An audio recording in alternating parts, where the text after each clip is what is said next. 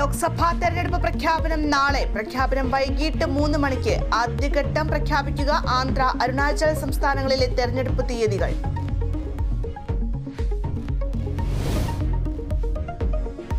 അനിൽ ആന്റണിയുടെ തെരഞ്ഞെടുപ്പ് പ്രചാരണത്തിനായി പ്രധാനമന്ത്രി പത്തനംതിട്ടയിൽ.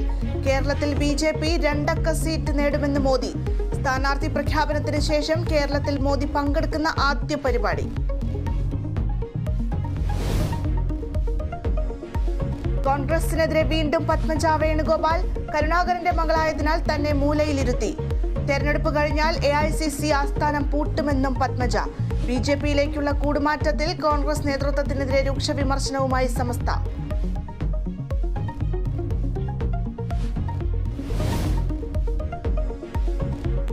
കേരള സർവകലാശാല കലോത്സവത്തിനിടെയുണ്ടായ സംഭവങ്ങൾ അന്വേഷിക്കാൻ 4 അംഗ സമിതി. നിർത്തിവെച്ച മത്സരങ്ങൾ പൂർത്തിയാക്കാനും സിൻഡിക്കേറ്റ് യോഗത്തിൽ തീരുമാനം. കലോത്സവ കോഴക്കേസിൽ 2 പ്രതികൾക്ക് മുൻകൂർ ജാമ്യം. സംസ്ഥാനത്ത് 12 സഹകരണ ബാങ്കുകളിൽ ക്രമക്കേടെന്ന് ED. ക്രമക്കേട് കണ്ടെത്തിയതായി എന്തോൾ, മാരായമുട്ടം തുടങ്ങിയ ബാങ്കുകളിൽ. പട്ടിക ഹൈക്കോടതിയിൽ സമർപ്പിച്ചു. റേഷൻ കാർഡ് ആധാറുമായി ബന്ധിപ്പിക്കുന്ന മസ്റ്ററിംഗിൽ തടസ്സം. പുതിയ ക്രമീകരണം ഏർപ്പെടുത്തിയതായി ഭക്ഷ്യമന്ത്രി. മഞ്ഞ നിറമുള്ള കാർഡുകാർക്ക് ഇന്നും മസ്റ്ററിംഗ് നടത്താം. പിങ്ക് നിറത്തിലുള്ള കാർഡിന് മറ്റൊരു ദിവസം നൽകും.